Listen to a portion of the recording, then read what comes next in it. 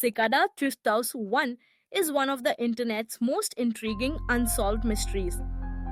Beginning in 2012, a series of cryptic messages appeared online, challenging curious minds to solve complex puzzles involving cryptography, data security, and literature.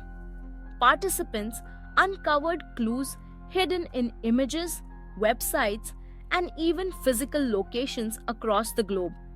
Despite several attempts, the true purpose behind Cicada 3301 remains unknown.